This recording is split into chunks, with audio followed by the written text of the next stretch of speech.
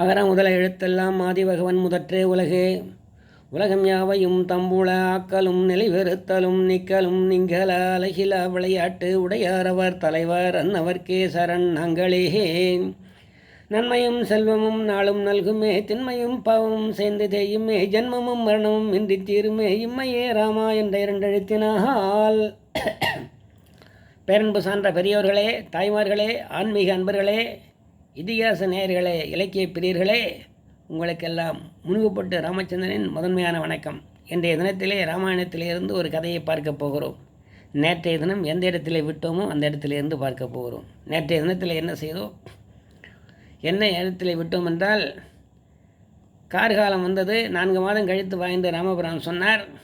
அடுத்து சுக்ரீவன் கொஞ்சம் காலதாமதமாகி விட்டான். உடனே இலக்குவன் அங்கே கிஷ்கிந்தைக்கு சென்றான். அங்கே பார்த்தான். பிறகு அங்கிருந்து அவர்களை அழைத்து கொண்டு வந்தான். அனுமன், அங்கதன், சுக்ரீவன் படைகளோடு வந்தார்கள். அந்த படைகளை எல்லாம் பார்த்தார்கள். அந்த படைகளோடு எல்லாரும் 4 திசைகளை 4 பக்கங்களிலும் புறப்பட்டு சென்றார்கள். கடைசியில் எல்லோரும் மகேந்திர மலை என்று சொல்லக்கூடிய மலையிலே வந்து சேர்ந்தார்கள். அங்கே வந்து சம்பாதி என்பவனை பார்த்தார்கள். அந்த ஜடாயு என்னுடைய தம்பிதான் என்பதை அவர் ஜடாயு என்னுடைய தம்பிதான் என்று சொல்லி சீதையை கடத்தி செல்கிற போது ராவணத்தில் சண்டை போட்டு தன்னுடைய உயிரை விட்டதாக நீங்கள் கூறியது எனக்கு பெரிய மகிழ்ச்சியாக இருக்கிறது. ஒரு தியாகத்தை செய்திருக்கிறான் என்னுடைய தம்பி என்று சொல்லிவிட்டு, என்னுடைய இறைகளெல்லாம் போய்விட்டது, ஆகவே நீங்கள் ராமநாமத்தை சொல்லுங்கள் என்று சொன்ன உடனே ராமநாமத்தை சொல்ல அங்கே அவனுக்கு அந்த சம்பாதி என்கின்ற அந்த பறவைக்கு இறகுகள் முளைத்தது, சிறகுகள் முளைத்தது. அடுத்து அவர் வந்து இங்கே மகேந்திர மலையிலிருந்து இப்படி தென் திசையை நோக்கி நீங்கள் இலங்கை சென்று ராவணனை கண்டு சீதையை மீளுங்கள் என்று சொல்லிவிட்டு அங்கிருந்து அவன் புறப்பட்டான் என்கிற அவளோடு நேற்றைய தினத்திலே கதையை முடித்தோம். எல்லோரும் மகேந்திர மலையிலே தங்கியிருந்தார்கள். சம்பாதி விடைபெற்று சென்றான். சீதை இருக்குமிடம் இலங்கை என்பதை சம்பாதி மூலம் அறிந்தார்கள். இனி கடலை தாண்டி இலங்கை செல்வது எப்படி என்பதை ஆலோசிப்போம் என்று எல்லோரும் ஆலோசிக்க தொடங்கினார்கள். கடலை தாண்ட வல்லவர் யார் என இனி முடிவு செய்வோம் என்று சொல்லி அனுமன், ஜாம்பவான், அங்கதன், நீலன் ஆகியோர் உரையாடத் துவங்கினார்கள். அப்படி உரையாடத் துவங்குகிற போது வாரிகடப்போர் எவரென தம் வழி சொல்வார்கள். அவரவர்கள் தங்களுடைய வலிமை என்னன்றதெல்லாம் அவங்க சொல்கிறாங்க. அப்போ அக்னி பகவான் சொன்னான், அக்னி பகவானுடைய மகன் நீலன் சொன்னான், என்னாலே கடலை தாண்டி அப்பக்கம் செல்லும் திறமை இல்லை என்று அவன் சொல்லிவிட்டான். அடுத்து வாலியுடைய மகன் அங்கதன், நான் கடலை கடந்த அப்பக்கம் செல்வேன், ஆனால் மீண்டு வரும் திறமை எனக்கு இல்லை என்று சொல்லிவிட்டான். அடுத்து ஜாம்பவான் எழுந்தார். ஜாம்பவான் எழுந்து பேசுகிற போது, திருமால் வாமனவதாரம் எடுக்கிற போது, உலக அளந்த போது நான் படையடைந்து தண்டோரா மூலமாக அந்த தகவலை எல்லா இடத்திலும் சொன்னேன். அப்போது பல இடங்களிலே சென்று தண்டோரை அடித்து சொல்லுகிற போது மேரு மலையிலே தடுக்கி விழுந்துவிட்டேன். ஆதலால் கால்களிலே வலி உள்ளது. ஆதலால் பிரம்மாவின் புதல்வனாகிய ஜாம்பவனாகிய நான் கடல் கடந்து இலங்கை செல்ல முடியாது என்று எல்லாம் சொல்லிவிட்டான். அடுத்து அனுமனை பார்த்தார்கள். அனுமன் கடலை தாண்டி இலங்கை செல்ல வல்லவன் என்று அந்த ஜாம்பவன் கூறினான். மாருதி ஒப்பார் யாரும் இளையன மகிழ்ந்து சொன்னான் அயன் மைந்தன். இந்த மாருதியாக விளங்கக்கூடிய, ஆஞ்சநேயராக விளங்கக்கூடிய அனுமனை தவிர வேறு யாருக்கும் அந்த ஆற்றல் கிடையாது. கடலை தாண்டுவதும் திரும்பி அங்கே இருந்து புறப்பட்டு வருவதும் அவரால் மட்டும்தான் முடியும் என்று சொல்லி அங்கே அயன்மயனாக விளங்கக்கூடிய அந்த ஜாம்பவன் சொன்னான். நீலன், அங்கதன், ஜாம்பவன் ஆகியோர் அனுமனை போன்றார்கள். அனுமனை போடுகிற போது, பிரம்மாவிட நீண்டாயில் உடையவர் நீங்கள், பிரம்மாவுக்கு நீண்டாயில் உண்டு. அந்த பிரம்மாவோட நீண்டாயில் யாருக்கு உண்டு என்று சொன்னால் இந்த ஆஞ்சநேயராக விளங்கக்கூடிய உங்களுக்குத்தான் உண்டு. சாஸ்திரங்களை எல்லாம் படித்தவர் நீங்கள்தான். யமனையே வெல்லும் திறமுடையவர் நீங்கள்தான். சிவன் போல் வலிமை படைத்தவர் நீங்கள்தான். ஏன்னா சிவனும் வாயுபகவனும் சேர்ந்து தான் ஆஞ்சநேயராக வந்திருக்காங்க. பஞ்சபூதங்களிலே அழிக்க முடியாத உடல் பெற்றவர் நீங்கள்தான். எந்த படைக்கல்னாலும் உன்னை அழிக்க முடியாது. அழிக்க வைக்கின்ற படைக்கலன் தான் தோற்கும். உமக்கு நிகர் நீரே, அண்டம் விட்டு அண்டம் பாயும் ஆற்றல் மிக்கவர் நீரே என்று சொல்லி அனுமனை எல்லோரும் போன்றார்கள். அப்படி போடுகின்ற போது ஆஞ்சநேயருக்கு எப்பவுமே தன்னுடைய பெருமை நிறைய தெரியாது. மற்றவர்கள் சொல்லுகிற போது அந்த பெருமையை அவர் தெரிந்து கொள்வார். நல்லவும் ஒன்றோ தீயவும் நாடி நவநீரே, சொல்லவும் வல்லீர் காரியம் நீரே துணிவுற்றீர், வெல்லவும் வல்லீர் மீளவும் வல்லீர் மிடல் உண்டே, கொல்லவும் வல்லீர் தோல்வலி என்றும் குறையாதீர். எல்லா விதமான ஆற்றலும் படைத்தவர் நீங்கள் தான். ஆனால் நீங்கள் தான் இங்கே இந்த மகேந்திர மலையிலிருந்து கடலை தாண்டி இலங்கையை சென்று சீதையை மீட்டு கொண்டு வர வேண்டும், இல்லை சீதை இருக்கும் நேரத்தை தெரிந்து கொண்டு வர வேண்டும் என்று சொல்லி எல்லோரும் அங்கே ஆஞ்சநேயத்தில் சொன்னார்கள். பேருருவம் சிற்றுருவம் எடுக்கும் ஆற்றல் உங்களுக்கு மட்டுமே உண்டு. மேரகிரிக்கும் மீதுரனிற்கும் பொறுவல்லீர், மாரிதுளிக்கும் தாரையருக்கும் வரவல்லீர், பாறை எடுக்கும் நுண்மை வளர்த்தீர் பதியேற்றீர், சூரியனை சென்று உண்கையகத்தும் தொடவல்லீர். சூரியனே போய் கிட்ட தொடர்ற விவரம் கிடையாது. சூரியனுக்கு முன்னால் போனால் அத்தனை பேர் எரிஞ்சு சாம்பலாகிடுவார். ஆனால் சூரிய பகவானத்திலே போய் இந்த சூரியனை தொடக்கூடிய ஆற்றல் உங்களுக்கு உண்டு. ஏன்னா இவரே நெருப்பு கடவுள் தான். யார்? சிவன் நெருப்பு கடவுள். ஆகவே நெருப்பு கடவுளாக விளங்கக்கூடிய நீங்கள் தான் சூரியனை தொடக்கூடிய ஆற்றல் படைத்தவர்கள். போர் முன்னேற்றால் மூவுலகேனும் பொருளாக பாருலகெங்கும் பெருள் செய்க்கும் பகலவன் முன் தேர்வு நடந்தே ஆரியனூரும் தெளிவுற்றீர். அந்த சூரியனை எவனாவது இருக்க முடியுமா? அப்படி சூரியனிடத்திலே போய் வேதங்களையெல்லாம் கற்க வேண்டும் என்று நீங்கள் நினைத்த போது நான் என்னுடைய பணியில் இருக்குமோ நான் தேரிலே சென்று கொண்டிருப்பேனே, நீ என்னுடைய தேருக்கு பின்னால் வேகமாக ஓடி வந்து என்னிடத்தில் கற்றுக்கொள்ள முடியுமா என்று கேட்டுக்கிற போது உங்களுடைய தேர் எவ்வளோ வேகம் போகுமோ அந்த வேகத்திலே நானும் வருவேன் சொல்லி அந்த சிவனும் வாயுபகவனும் கலந்த அம்சமாக விளங்கக்கூடிய ஆஞ்சநேயர் நேராக சூரியனிடத்திலே வேதங்களை கற்றார். அதைத்தான் சொல்கிறார்கள் இங்கே. போர் முன் இருந்தால் மூவுலகேனும் பொருளாக பார்வுலகெங்கும் பேருள் செய்க்கும் பகலவன் முன் தேர்வு நடந்தே ஆரிய நூலும் தெரிவுற்றீர். ஆகவே இப்படிப்பட்ட மிகப்பெரிய சாதனைகளெல்லாம் உள்ளத்தில் இருக்கிறது. ஆகவே நீங்கள் தான் இந்த கடலை தாண்டி சீதையை காணச் செல்ல வேண்டும். நீதியில் நின்றீர், நீதியை சுமந்தீர், மாதினை துறந்தீர். அவருக்கு பிரம்மச்சாரியாக இருக்கிறார், திருமணம் இல்லாமல் இருக்கிறார், பெண் ஆசை இல்லாமல் இருக்கிறார். மதியினில் சிறந்தீர், ஓதி உணர்ந்தீர், ஊழி கடந்தீர், ஆதியை அறிந்தீர், அவனடி பணிந்தீர். ஆகவே அனுமன் பிரம்மச்சாரி, 7 சிரஞ்சீவிகளிலே ஒருவன், சொல்லின் செல்வன், ரோமங்கள் வளர்ந்த தேகத்தில் காமங்கள் வளரவில்லை, ஆகவே கட்டுடல் தளரவில்லை. கவுடனுக்கு பெரிய திருவடி என்ற பெயர், அனுமனே உங்களுக்கு சிறிய திருவடி என்ற பெயர். அன்பில் சிறந்தீர், பண்பில் சிறந்தீர், அடங்கவும் வல்லீர், அடக்கவும் வல்லீர், வேண்டிய போது வேண்டுரு கொள்வீர். பண்டிதர் நீரே, பாண்டிதர் நீரே, ஏகுவிநேகி எம்புயிர் நல்கி இசைகொள்வீர் என எம்பினர் ஜாம்பவான். ஆகவே நீங்கள் தான் இங்கே புறப்பட்டு போக வேண்டும், சீதையை தேடும் பணிகளை ஈடுபட வேண்டும். இந்த மகேந்திர மலையிலிருந்து நீங்கள் கடலை தாவ வேண்டும் என்றெல்லாம் ஜாம்பவன் சொன்னான். அனுமன் இலங்கை செல்ல உடன்பட்டான். இலங்கையிலிருந்து வேறுடையவையின் தருகை என்றாலும் விலங்கினர் தம்மை எல்லாம் வேறுடும் வெளியனூரி பழங்குழை மயிலை கொண்டு போது என போன்றிட்டாலும் கலங்களேர் உரைத்த மாற்றம் முடிக்குவன் கடிது என்றான். சரி, நீங்கள் என்ன எல்லாம் இப்படி போன்று பேசுகிற காரணத்தினால், இப்படிப்பட்ட ஆற்றல் எனக்கு இருக்கிறது என்று நீங்கள் சொல்லியிருக்கிற காரணத்தினால் நான் புறப்படுகிறேன், உங்கள் சொல்லை ஏற்றுக்கொள்கிறேன் என்று சொல்லி ஓசனை ஒன்றுவரும் உள்ளடி உள்ளதாக ஈசன்மன் நடந்த இயப்ப இருங்கடல் இந்துசாவி வாசவன் முதல்வர் வந்து மலையினும் இலங்கை வாழும் நீசரி எல்லாம் நூறி எத்ததை முடிப்பன் என்றான். ஆகவே எத்தனை மைல்கள் கடந்தும் சென்றோம். அங்கே ஈசனாக வழங்கக்கூடியவன் எப்படி உலகத்திலே அளந்தானோ அதை போல் நானும் இந்த உலகத்தில் இருக்கக்கூடிய எல்லா இடத்தையும் அளந்து பார்த்து அங்கே மலையையும் வேறு பொருள்களையும் கொண்டு வந்து என்னை தாக்க ஆரம்பித்தால் கூட அந்த நீசங்களையெல்லாம் எதிர்த்து போரிட்டு சென்ற வேலையை சிறப்பாக முடித்துவிட்டு வருவேன் என்று அங்கே ஆஞ்சநேயர் அந்த அங்கனிடத்திலே ஜாம்பவனிடத்திலே சொன்னார். இத்தனும் மருளும் எம்கண் ஏவலும் 2 பாலும் கற்றைவார் செறிகளாக கல்வனின் கடப்பன் காண்டீர். ஆக அனுமன் எப்படி கடக்கிறானோ அதை போல் நான் கடக்கிறேன். அனுமன் அதாவது கருடன் எப்படி சிறைகளினாலே இந்த உலகத்தையே கடக்கிறாரோ அதே போல் ஆஞ்சநேயனாகிய நானும் கடப்பேன் என்று சொல்லி அனுமன் அங்கே அவர்களுக்கு ஆறுதல் வார்த்தைகளை கூறினான். அனுமன் மகேந்திரமலையின் உச்சிக்கு போனான். மகேந்திரமலை என்று சொல்லக்கூடிய மலை இருக்கிறதே, அந்த உச்சிக்கு போனான்.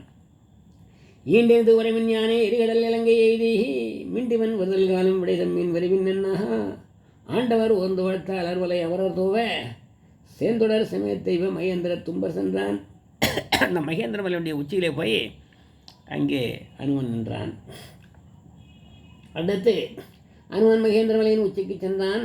கடலை தாங்குவதற்காக ஒரு பெரிய உருவத்தை எடுத்தான். எந்த நேரத்திலும் எப்பவும் உருவிடக்கூடிய ஆற்றல் உடையவன். அந்த எல்லை மலையிலே வருகிற போது கூட ராமலக்குனை சந்திக்கிற போது கூட ஒரு பேர் உருவத்தை எடுத்து காட்டினான். ஆகவே உருவரு வடிவன் முன்பர் ஒங்கினன் உமையாலும் திருவடி என்னும் தன்மை யாவருக்கும் தெரிய நின்றான். அந்த மகேந்திர மலையுடைய மேலே ஏறி பெரிய மெசூர் படுத்தானா. அந்த மகேந்திர மலையில் அந்த விண்ணுலகை தாண்டி அந்த இது போயிடுச்சு, முகம் தலையெல்லாம். கடைசியில் அந்த திருவடி மட்டும்தான் அந்த கடுக்காலுக்கு மேலே கொஞ்சம் தான் தெரியுதான். ஆகவே இவரை சிறிய திருவடின்னு சொல்கிறாங்களே, அந்த சிறிய இவர் விசுவை எடுக்கிற போது அந்த சிறிய திருவடி மட்டும் தெரிகிற காரணத்தால் தான் இவருக்கு சிறிய திருவடின்னு பேர் வச்சாங்களோ என்று அங்கே கம்பர் சொல்கிறார். உருவரே வடிவன் முன்பே ஓங்கினன் உமையாலும் திருவடி என்னும் தன்மை யாருக்கும் தெரிய நின்றான். நீர்நெல் ஊரை தாவே இலங்கையில் செல்ல நின்றான். மகாமை முதியில் தோன்றும் மந்திரம் என்னாலானான். அந்த கடலீரை தாண்டி இலங்கைக்கு செல்வதற்காக தயாராகானான். மகாமை முதுகில் தோன்றும் மந்திரம் மன்னலான். பார்க்கடலை கடந்தபோது அந்த ஆமையாக வடிவம் எடுத்து கொண்டு வந்தார் பெருமாளே. அந்த பெருவாள் மேலே அந்த ஆமை மேலே ஒரு மகேந்திர மலை என்று சொல்லக்கூடிய மலையை கொண்டு வந்து வச்சாங்க. அந்த மலை உள்ளே போனது. உடனே ஆமையானது தன்னுடைய முதுகிலே தாங்கி அப்படி மேலே வந்த உடனே அந்த மந்திர மலையானது கடலில் இருந்து மேலே வந்தது. அதே போல் இன்று மந்திர மலை தெரிந்ததைப் போல இங்கே மகேந்திர மலையின் மீது ஒரு மந்திர மலையைப் போல இங்கே நின்று கொண்டிருக்கிறார் ஆஞ்சநேயன் என்று சொல்கிறார். மின்னடும் கொண்டல் தாளின் வீக்கியேகளின் நற்ப தன்னிடம் தோற்றமானோர் கட்புலத்து எல்லை சாவ வல்லடும் சகரக்கோடி மகேந்திர மண்டம் தாங்கும் பொன்னடும் தூணின் பாது சிலையென பொலிந்து நின்றான். ராமன் முன்பு ஒரு விஸ்வரூபம் எடுத்தான். இப்படி மகேந்திர மலையிலையும் ஒரு விஸ்வரூபத்தை எடுத்தான். எடுத்த உடனே அங்கே மகேந்திர படலம் என்று சொல்லக்கூடிய அந்த படலத்திலே வரக்கூடிய அந்த காட்சிகளையெல்லாம், அங்கே நடந்த நிகழ்ச்சிகளையெல்லாம் அங்கே கம்பர் தன்னுடைய பாடல்களே சொல்லுகிறார். 5 பூதங்களால் ஆன நிலம், நீர், காற்று, ஆகாயம், 4 உயிர்களாக விளங்கக்கூடிய தேவர், மனிதர், விலங்கு, தாவரம், பிறப்பை எவர் ஒழிக்கும் வல்லமை படைத்தவரோ அவர்தான் அந்த பரம்பொருள்தான் ராமனாக வந்தார் என்று ஞானிகள் கூறுவார்கள். அப்படிப்பட்ட ராமனாக வந்திருக்கக்கூடிய கடவுளே ராமனாக வந்திருக்கக்கூடிய அதுதான் உண்மை என்று சொன்னால், நான் இந்த இலங்கையை தாண்டி அந்த சீதா விராட்டியை பார்த்து வெற்றிகரமாக திரும்பி வர வேண்டும் என்று மனதுக்குள் எண்ணிக்கொண்டான். வளங்களில் தோன்றும் பொய்மை அறவென போதும் மைந்தும் விளங்கிய விகாரப்பாட்டின் வேறுபாடு உற்ற வைக்கும் கலங்குவோது எவரை கண்டால் அவர் என்ப கைவில் ஏந்தி இலங்கையில் புரிதார் என்றே மறைகளுக்கு இறுதியாவார். விஸ்வரூபம் எடுத்த அனுமனானவன் மகேந்திர மலையிலே இருந்தவாறு இலங்கையை கண்டான். கண்டனன் இலங்கை மூதுவர் கடிமுதல் வாயில் எல்லாம் அண்டமும் திசைகள் எட்டும் அதிரத்தோள் கொட்டி நின்றான். மிகப்பெரிய விஸ்வரூபத்தை எடுத்த உடனே அப்படியே தோள்களில் கைகளை தட்டினானா. அந்த கையில் தட்டுகிற போதே 8 திசைகளிலும் அந்த ஒலியானது கேட்டதான். அனுமன் காலை ஊண்டினான். அப்படி ஜம்ப் பண்ணுகிற போது, அப்படி குதிக்கிற போது அப்படி காலை ஊண்டி தானே குதிப்பாங்க. அப்படி காலை ஊண்டினான். மகேந்திரமலையை கொஞ்சம் அழுத்தினான். அப்பொழுது மகேந்திரமலையிலே பல குழப்பங்கள் எழுந்தன. மலையை அழுத்தும் போது குகையிலிருந்து பாம்புகள் எல்லாம் வெளியேறின, சிங்கங்கள் எல்லாம் இருந்தன, பறவைகள் எல்லாம் பறந்ததில் சூரிய ஒளியை அங்கே மறைந்து விட்டது. பகல் ஒளி கருப்பவானை மறைத்தன பறவையெல்லாம். அங்கிருந்த பறவைகளெல்லாம் போயிடுச்சான். எல்லா பறவைகளும் ஏதோ ஆபத்து வந்துடுச்சுன்னு சொல்லிட்டு பறந்து போகிற போது அப்படியே பறவையாகிய பந்தல் அங்கே போடப்பட்டதுனால அங்கே சூரிய ஒளி கீழே வராமல் மேலேயே இருந்து தான் இருள் போராகிவிட்டதான். ஆக வித்யாதர்களெல்லாம் வான்நோக்கி பறந்தார்கள். கையுற மரங்கள் சுற்றி பிளிர்ன கலைகள் யானை, அதாவது யானைகளெல்லாம் அங்கே இருந்து பிளிர்ந்து அங்கே இருந்து அந்த கோயிலில் இருந்து மற்ற இடங்களில் இருந்து எல்லாம் வெளியேறின. தவசிகளெல்லாம் மேலே தூக்கி வீசப்பட்டார்கள்.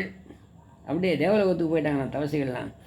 ராவணன் கையிலையை தூக்கிய போது பயந்த பார்வதி சிவனை கட்டிப்பிடித்து கொண்டது போல மலைவாசி பெண்களெல்லாம் தம் கணவர்களை அப்படியே கட்டிப்பிடிச்சிட்டாங்கன்னா, ஐயோ என்ன ஆகுதுன்ட்டு மலர்களை தூவி அனுமனை தேவர்கள் அங்கே வாழ்த்தினார்கள். இத்தரம் நிகழும் வேலையுமே அவர் முனிவர் மற்றும் உத்திரத்துலகத்தாரும் முறை விரைவின் மொய்த்தார் தொத்துரு மலரும் சார்ந்தும் சொன்ன மும்மனைய தூவி வித்தகே சேரி என்றார் வீரனும் விரைவதானான். அனுமன் சென்ற வேகத்திலே கடல் நீர் கீழ்ந்தது. பாதாள உலகமே தெரிந்தது. அனுமனை கருடன் என எண்ணி நாகர்களெல்லாம் கலங்கினார்களாம். ஆதிசேஷன் மேருமலையை உள்ள 3 சேரங்களை அழித்து பிடித்த போது வாயு பகவான் வேகமாக காற்று வீச ஆதிசேஷன் பிடியில் இருந்த 3 சேர்களும் கடலிலே விழுந்தது. வீழ்ந்தபின் திரிகோணமலை என்று அழைக்கப்பட்டது. அந்த திரிகோணமலை பறந்து சென்றது போல அனுமன் இங்கே பறந்து சென்றான். புஷ்பகவானம் தானாம் விலங்கிவேல் போவது ஒத்தான். புஷ்பகவானங்கள்லாம் அந்த இலங்கைவேல் போவதைப் போல போனான். சிவன் ராவணனை அமுக்கினான். கைலையை தூக்கிய போது மீண்டும் அந்த ராவணனை அமுக்குவேர் என்று சிவனின் அம்சமான அனுமன் அங்கே போனான். அண்ணாவாள் அரக்கன் தன்னை அமுக்கினான் என்னும் என்னாக கண்ணுதல் ஒழியச் செல்லும் கைலையம் கிரியும் ஒத்தாகான்.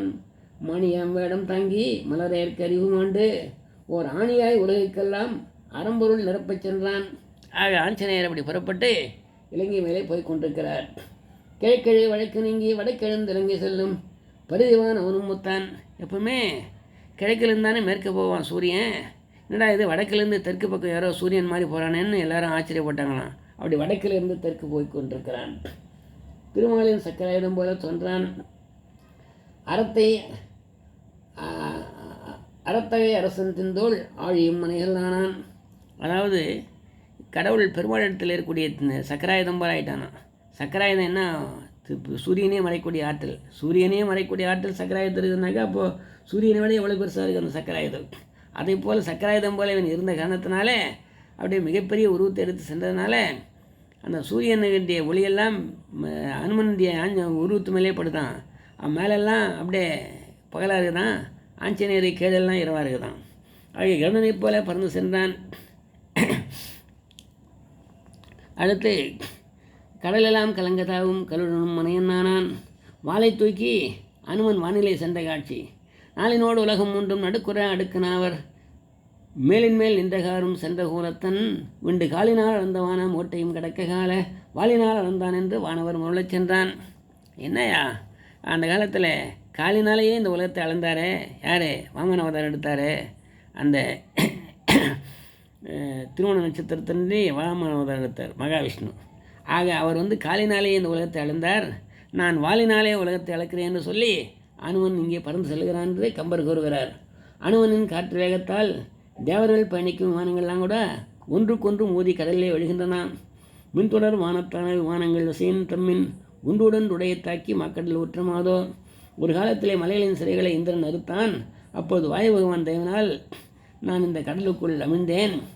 ஆகவே அனுமனை பார்த்தவுடனே கடலில் இருந்து ஒரு மலையானது அப்படி மேலே எழுந்தவுடனே வாயு பகவானுடைய அருளினாலே நான் இங்கே இருந்தேன். வாயு பகவான் யார்? உங்களுடைய தந்தை. ஆகவே வாயு பகவானுக்கும் ஆஞ்சநேயருக்கும் பிறந்தவர் தானே அனுமன். ஆகவே ராமகாரியமாக இப்போது நான் வந்திருக்கிறீர்கள். ஆகவே நீங்கள் இப்போது என் மேலே இளைப்பாரி செல்லுங்கள் என்று சொல்லி அந்த மைநாகம் என்று சொல்லக்கூடிய மலை கடலில் இருந்து மேலே எழுந்ததான். அப்போது அவர் என்ன செய்தாராம் அந்த ஆஞ்சநேயர், நான் ராமகாரியமாக இப்பொழுது போய் கொண்டிருக்கிறேன், அவசர வேலையாக சென்று கொண்டிருக்கிறேன். இப்போது தங்கி ஓய்வெடுப்பதற்கோ அல்லது விருந்து உபச்சாரம் ஏற்றுக்கொள்வதற்கோ எனக்கு நேரமில்லை. பிறகு நான் திரும்பி வருகிற போது நான் உன்னை பார்க்கிறேன் என்று சொல்லி அந்த மைநாக வலயத்தில் சொல்லிவிட்டு திருப்பி அங்கே தொடர்கிறார் யார்? ஆஞ்சநேயர். அப்படியே பறந்து செல்லும் காட்சியை பார்க்கடலை கடையும் போது ஐவராதமான மேலே வந்தது போல மைநாக மலை மேலே வந்தது. அமுதம் தந்துவிட்டு நாகலோகத்திலிருந்து கடலை கிழித்து வெளிவந்த கருடனைப் போல மைநாக மலை மேலே வந்தது. ஆகவே அப்படிப்பட்ட மைநாக மலைக்கு தன்னுடைய நன்றியெல்லாம் சொல்லிவிட்டு பிறகு வருகிறேன் என்று சொல்லி ஆஞ்சநேயர் அங்கிருந்து புறப்பட்டு போகிறார். அடுத்து அனுமன் பறந்து செல்லும்போது மைநாகமலை எதிரிலே தோன்றி வழியை மறித்தது. அனுமன் மனித வடிவம் பெற்று தங்கி செல்லுங்கள் என்று சொன்னபோதும் நான் ஏற்கனவே சொல்லிவிட்டேன், மீண்டும் மீண்டும் சொல்ல மாட்டேன். ஆகவே நான் மீண்டால் நுகர்வேன் நல்விருந்து என்றே கூறி அவன் போனான். நான் திரும்பி நல்ல முறையில் வந்தேன்னாக்கா உன்னிடத்தில் விருந்து பச்சாரத்தை ஏற்றுக்கொள்கிறேன்னு சொல்லி அங்கிருந்து போகிறான். குழந்தை பருவத்திலேயே என் தேர் மேல் குதித்தவன் இப்போது யார் மேல் குதிக்க பறக்கிறான் என்று சூரியனே ஐயங்கிட்டான். குழந்தை பருவத்திலேயே என் தேர் மேலே குதித்தானே, இப்போ யார் மேலே குதிப்பதற்காக இப்படி வேகமாக சென்று கொண்டிருக்கிறான் என்று சொல்லி அங்கே சூரிய பகவான் நினைத்தானான். அனுமன் பிறந்தபோது சூரியன் ஒளி பூமியிலே அனுமன் பறந்தபோது சூரியனுடைய ஒளி பூமியிலே பரவவில்லை. ஆனால் அனுமனுக்கு கீழ் உள்ள உலகமெல்லாம் இருளாகவும் அனுமனுக்கு மேல் உள்ள உலகமெல்லாம் பகலாகவும் காட்சியளித்தது. ஆகவே மற்ற எத்தனையோ பேர் விருந்து உபச்சாரம் செய்து விட்டு போக வேண்டும் என்று சொல்லி கேட்டபோதெல்லாம் நானுக்கு ராமகாரியமாக போகிறேனாக இப்போது நான் எந்த விருந்து உச்சாரத்தை ஏற்றுக்கொள்ள முடியாது. மெய்வருத்தம் பாரார் பசு நோக்கார் கண் துஞ்சார் கருவமே கண்ணாயினார்னு சொல்லுவார்கள். ஆகவே பணி முடிந்த பிற்பாடு உங்களை எல்லாம் வந்து சந்திக்கிறேன்னு சொல்லிவிட்டு ஆஞ்சநேயர் அங்கே செல்லுகிறார். அடுத்து அங்கே பல்வேறு விதமான ஒரு பெண்மணியானவள் அங்கே வருகிறாள். ஒரு சுரசை என்று சொல்லக்கூடிய ஒரு பெண்மணி அரக்கி பேருருவம் எடுக்கிறாள். அப்படியே வாயை திறக்கிறாள். அந்த வாய்க்குள்ளே நுழைகிறான் ஆஞ்சநேயன். பிறகு வயிற்றுக்குள்ளே சென்று வருவது உருவத்தை பெரிதாக்கி உடனே அந்த வயிறை கிழித்து வெளியே வருகிறான். அப்போது அவள் சொல்கிறாள், எதிரிலே போகிற போது ஏதேனும் ஆபத்து வந்தால் அதையெல்லாம் தாங்கக்கூடிய சக்தி உனக்கு இருக்கிறதா என்பதை சோதிக்க இந்திரன் என்னை அனுப்பினான். ஆகவே உங்களை சோதித்தேன் என்று சொல்லிவிட்டு அங்கே வாழ்த்தி அங்கே அனுமனை அனுப்புகிறாள். அடுத்து அப்படி போய்கொண்டே இருக்கிற போது ராமநாமத்தை இடையராது உச்சரித்து கொண்டே சொல்ல வேண்டும். ராமநாமத்தை உச்சரித்து கொண்டே சொன்னால் நமக்கு சென்றால் எந்த விதமான இடையூறும் வராது. காரியங்கள் எல்லாம் நன்கு வெற்றி பெறும் என்பதற்காக ராமநாமத்தை இடையராது உச்சரித்து கொண்டே போனான். இடையூறு ஏதேனும் வந்தாலும் அந்த ராமநாமம் என்னை காப்பாற்றும் என்ற எண்ணிக்கையிலே நம்பிக்கையிலே சென்றான். சகசரநாம தத்துல்யம் ஸ்ரீ ராமநாம வராகன் என்று சொல்வார்கள். 1000 தெய்வத்தின் பெயரை உச்சரித்தால் என்ன பலனோ அந்த ஒரு பலன் ராமநாமத்தை சொன்னால் உண்டு. ஆகவே சம்பாதிக்கு அருகில் இருந்த வானர்கள் ராமநாமம் சொல்லிதான் சம்பாதிக்கு அருகே உழைத்தது. ஆகவே ஜெகம்போழும் புண்ணியகதை ராமனின் கதை என்று சொல்வார்கள்.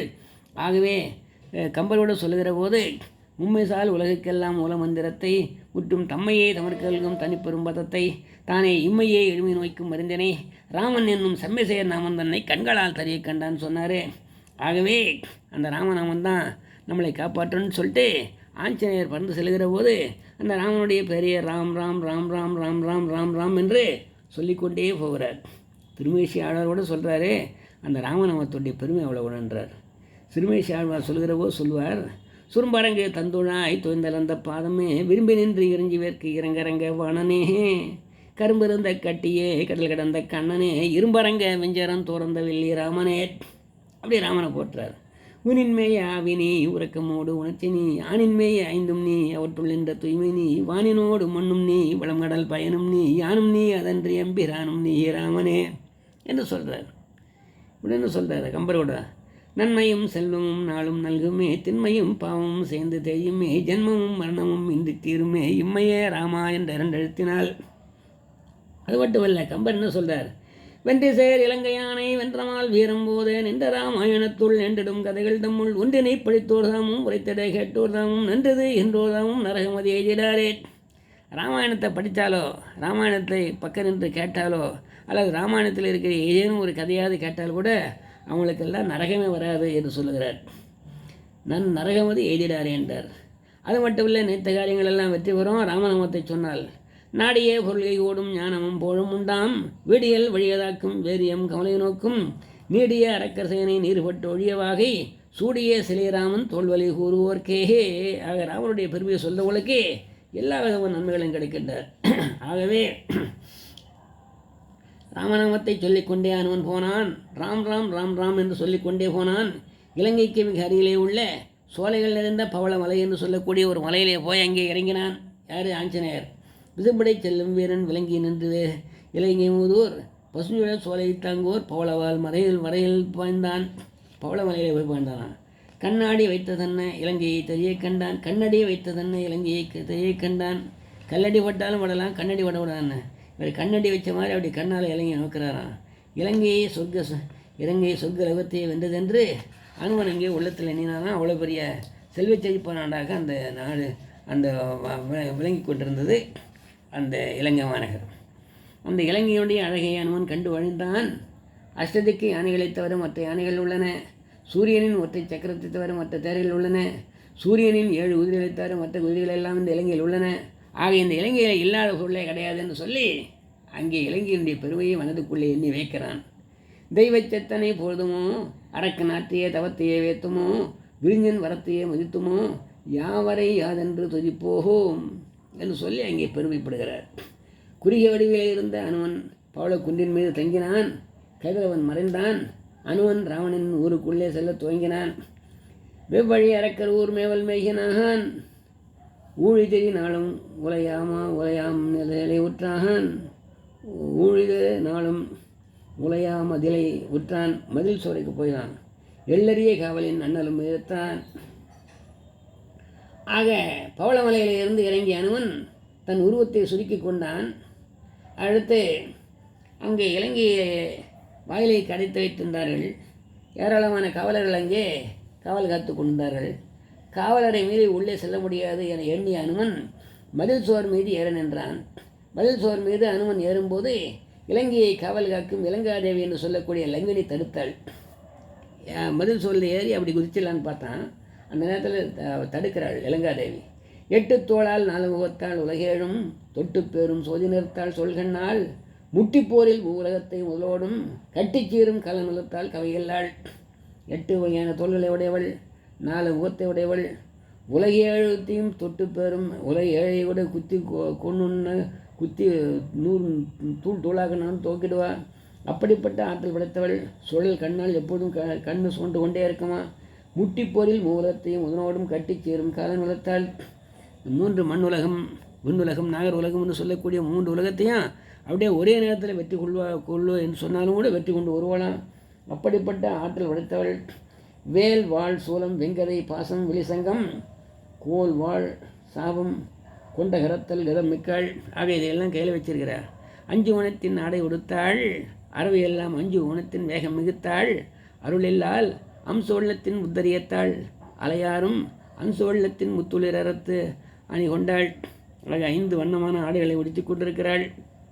ஆக அப்படிப்பட்ட ஆற்றல் படைத்தவளாக விளங்கக்கூடிய அந்த லங்கனி என்று சொல்லக்கூடிய அந்த லங்கமாதேவி அந்த அனுமனை பார்த்து விட்டாள். மதில் சுவர் மீது ஏறிய அனுமனை உடனே பார்த்துவிட்டு நில் என்று அதட்டினாள். அப்படி அதட்டின உடனே நில்லாய் நில்லாய் என்றுரை நேரான் நினையாமுன் வல்லே சென்றாள். மாருதி கண்டான் வருகின்றான். நில்லுன்னு சொன்ன உடனே அந்த மாருதி ஆஞ்சநேயர் என்ன பண்ணாரான், நில்லுன்னு சொல்கிறியே கிட்ட வாடினாரான். வலிமையும் அனுப்புமிக்க இந்த பொன்மதலை தாவி என்னை பகைத்து கொள்ளாதே என்றாள் லங்கினி. வலிமையும் அனுப்புமிக்க இந்த பொன்மதலை தாவி என்னை பகைத்து கொள்ளாதே. போகாரிஞ்சி பொன்மதில் தாவி பகையாதே போகா என்றாள். பொங்கல் என்ன புகை கண்ணாள். அப்படி பார்த்தாவே புகை வருமா கண்ணில் இருந்து. அப்படிப்பட்ட சீற்றமுடைய கண்களை உடையவள். எளியவனான நான் இந்த இலங்கை நகரை பார்க்க சென்றால் உனக்கு என்ன நஷ்டம் வந்து விட போகிறது என்று அனுமன் கூறினான். நான் ஏதோ ஒருத்தன், நானே உள்ளே போக போகிறேன், அப்படியே இலங்கையை சுற்றி பார்த்துட்டு வர போகிறேன். ஆனால் உனக்கு என்ன நஷ்டம் வர போகுதுன்னு நான் அழியாளி ஊர் காணும் நலத்தால் அணுகின்றேன். எளிய நூற்றால் யாவது உனக்கு எழுகின்றான். ஏகன் ஏகாது எருமாற்றம் சொன்னாயே நீ எவனடா உன்னாலே இதுவும் ஊர்கொல்லி ஊர் என்று உரணக்கான். நீ போடான்னு சொன்னால் போகாமல் நீ உள்ளே சுற்றி பார்த்துட்டு வரேன்னு சொல்கிறியே, நீ சுற்றி பார்த்துட்டு வரதுக்கு ஊரா இந்த ஊர் எப்படிப்பட்ட ஊர் என்பது தெரியுமா? இந்த ஊருடைய பெருமைகள் எல்லாம் என்னன்னு தெரியுமா? இந்த ஊருடைய சிறப்புகள் எல்லாம் என்ன என்று உனக்கு தெரியுமா என்று சொல்லி அவள் சொல்லுகிற போது அந்த லங்காதேவி என்னும் லங்கனி அனுமனை அதட்டினாள். அதட்டிய போது உடனே என்ன பண்ணா, சிரிக்க ஆரம்பித்தான். யாரே? ஆஞ்சநேயர். நக்காலை கண்ட என் மனத்தோர் நகை கொண்டான்.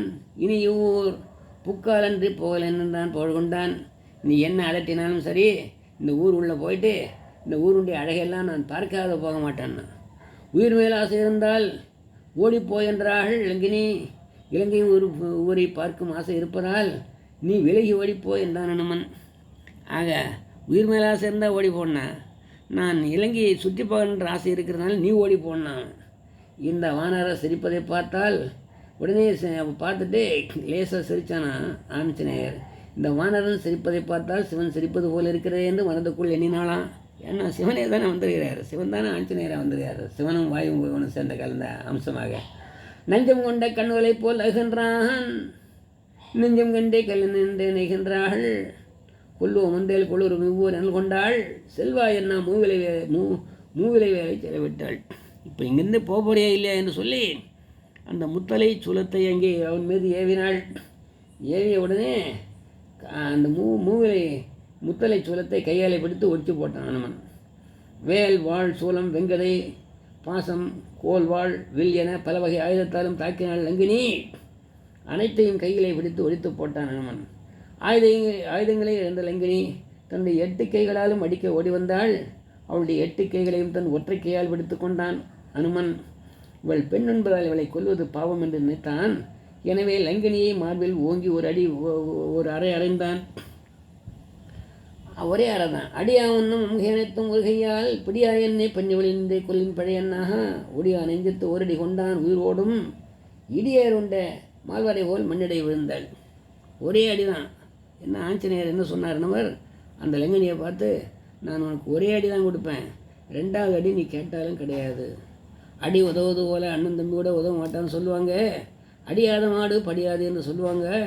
அடிமேல் அடி வடித்தால் அம்மியும் நகம்னு சொல்லுவாங்க. சொல்ல பயன்படுவோர் சான்றோர், கரும்பு போல் கொல்ல பயன்படும் சொல்லு கீழ் என்று சொல்லுவார் திருவள்ளுவர். மயிலே மயிலேன்னு சொன்னால் இறகு ஓடாது. ஆகவே கெஞ்சினால் மிஞ்சுவர், மிஞ்சினால் கெஞ்சுவார் என்று சொல்வார்கள் பழமொழி. ஆகவே உன்னிடத்தில் இனிமேல் கெஞ்சி கொண்டிருக்க முடியாது என்று சொல்லி அவள் அடிக்க வந்த அந்த 8 கைகளையும் தண்டி ஒற்றை கையாலை பிடித்து ஓங்கி மார்பிலே ஒரு குத்து விட்டான். குத்து விட்டவுடனே அவள் என்ன செய்தாள்? கீழே விழுந்தாள். கீழே விழுந்தவுடனே அவள் சொன்னாள், அனுமன் கையால் அறையப்பட்டு விழுந்த லங்கினி எழுந்து நின்று அனுமனை வணங்கினாள். தன் வரலாற்றை கூறினாள்.